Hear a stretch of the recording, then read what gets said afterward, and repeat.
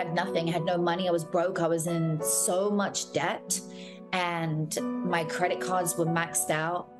Me and my son, I remember sitting, packing all my things, thinking, where are we going tomorrow? I ended up moving back in with my mom. I felt hopeless. I felt depressed. I was suicidal at my worst points. I just felt like I'd lost everything. I remember standing in front of the mirror, and I was looking deeply into my own eyes, and tears started streaming down my face. And that was when I had the biggest breakthrough I've ever had. I heard this voice saying, you're gonna be a motivational speaker. And I was like, what? Me? I was like, I can barely stand. But from that moment on, I just listened to that calling. I love Fresh. And I started to get better. Every day I would focus on that hope, that joy of helping someone else, not myself. So I stopped focusing on my own problems. I started thinking about doing something and contributing in the world. And I started to heal. Do you believe you can stand back up too? Say yes. Yes. Well, Natasha has a new book out, Be It Until You Become It. Please welcome to the Tam Fam, Natasha Graziano.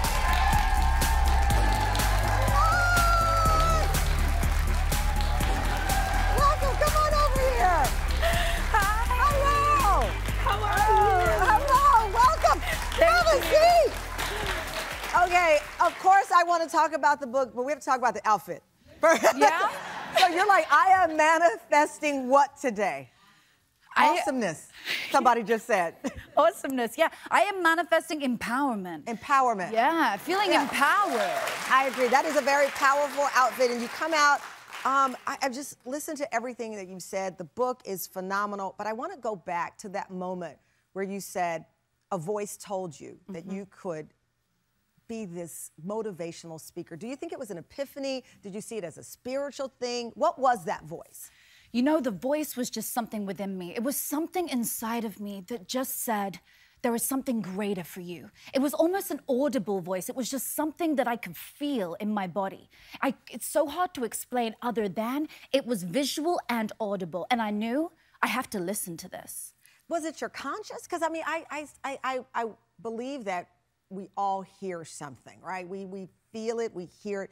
But what you've described, it was something you could not deny. This was a guiding light.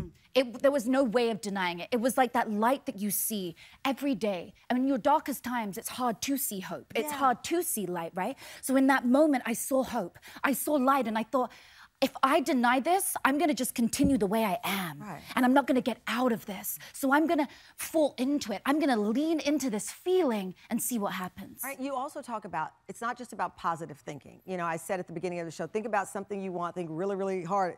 It takes action, it's actions and deeds. You can't just say, I want to open a business and I want there to be a line around the corner. You gotta put in the work. 100%. Action is a big part of it. You know, if you think of the law of attraction, you think of the last part of the word, it's action. You have to put in the steps, right? So you've got to believe it wholeheartedly, but it's not just wishful thinking. You must make a plan. You must take small steps every day. I always say to people, if you take 3 inspired steps a day, that's 1,095 steps a year. Honey, your side hustle ain't your side hustle no more. It's your main hustle. The main hustle.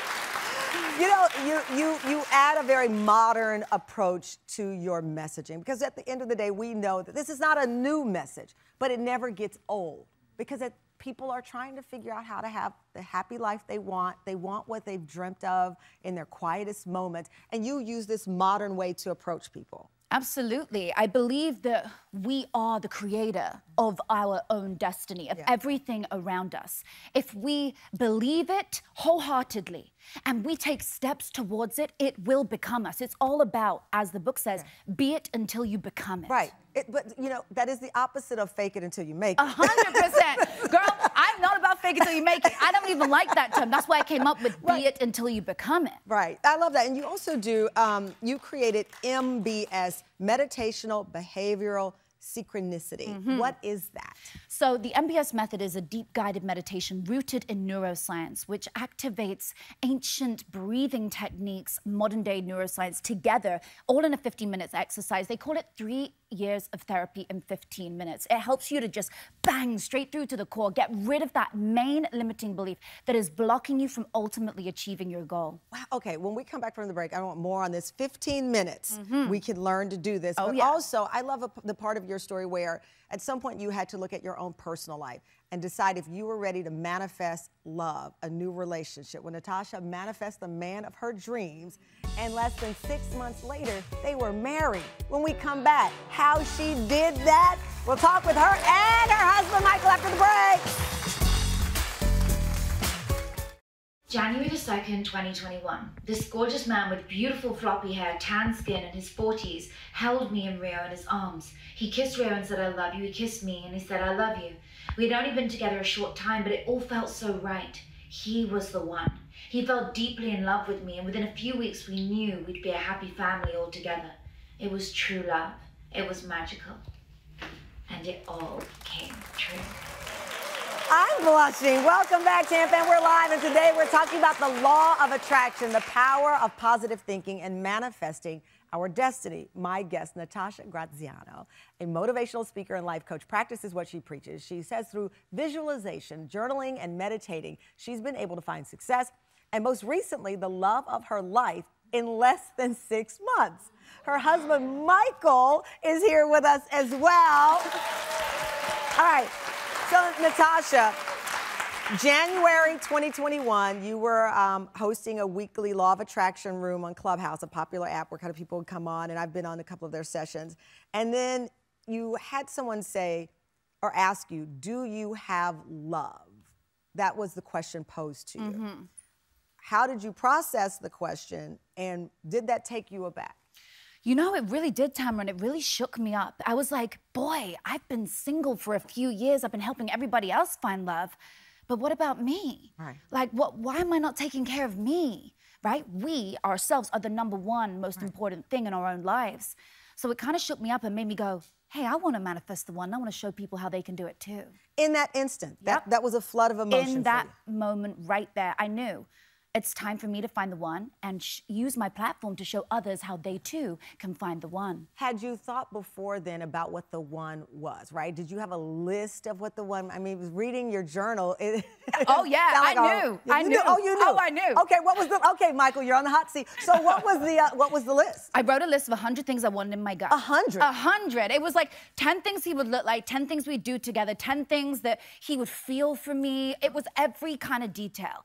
And I wrote it down, and then instead of just putting that under my pillow, I marked myself out of 10 for the things I could. Am I kind? Am I ambitious? Am I generous? All these things. Anything that I was under an 8 out of 10, I had to go work on and become.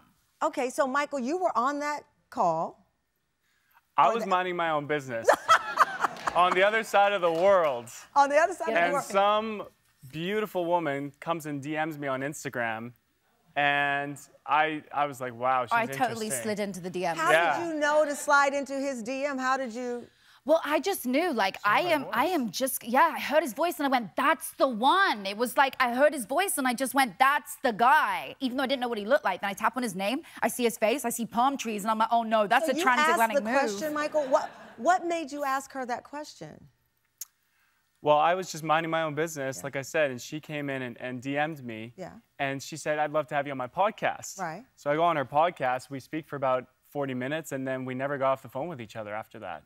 She then sent me a journal. Every night we journaled together. She said, write your story, I'll write mine. I said, no, that's boring. I want to write your story, and you write mine.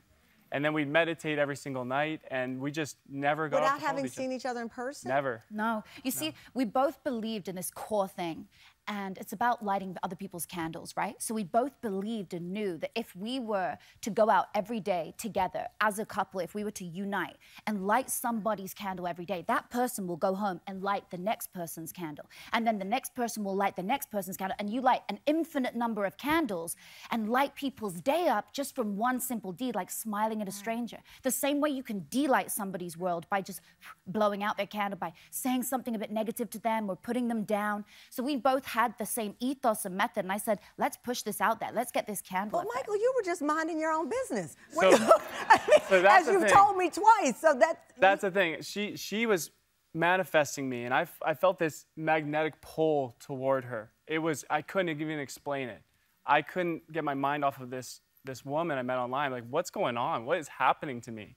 And I started just thinking about her all the time. So it's like when someone's manifesting you, you're being pulled toward them. I traveled across the world during COVID when you weren't even supposed to travel, and I got into the UK to meet her. And so to all the men out there, don't look so hard for your queen. Just be your best self, show up, and your queen will come and snatch you. Oh, yeah, I did. Oh, I did. I totally snatched you. I just like, I mean, the visuals and everything go right along with it. So if you're watching right now, manifest the person you want. And through what you experience, you believe that the universe or something will pull that person to you. By becoming them. So you become a magnet to what you are. So if you want an 11 out of 10, a 10 out of 10 partner, you have to first become a 10 out of 10, right? To magnetize it to you. Right. But if you're playing at a 2, if you're playing at a 2 and you're going out there and you're not being your best self and you're just activating this, you're being a 2, you're going to attract a 2, and then you wonder why you keep copying and pasting the same partner in the same outfit or a different outfit every time. Right. You have to be a 10 to attract a 10. Right, and at that point in your life, you had this great success. Yeah, Phil, yes.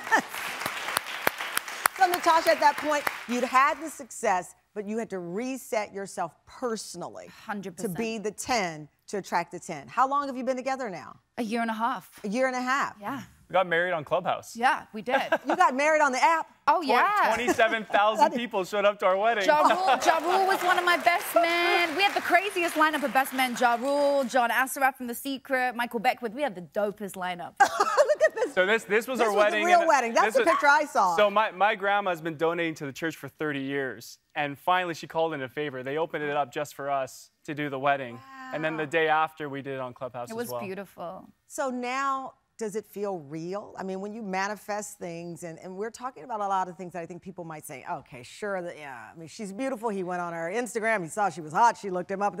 I mean, we're talking about things you can't see, much like faith. You can't see faith, and you can't see how to manifest something. So how is it going? You know what? It's so real. Like, we still have challenges. We still face issues. Like, we you know, we'll go through something and it's like, babe, we have to keep lighting candles. We're trying to, it's not me versus you. It's us versus the world. Yeah. Like, let's stick together. Let's go together.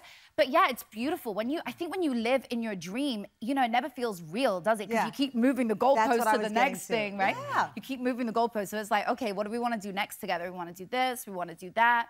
I love it. Well, listen, Natasha and Michael, my jaw is on the ground. I love this story. And you can hear more of Natasha's podcast, Law of Attraction, and in her new book, Be It Until You Become It. And Tam Fam, you are all going home with a copy of the book.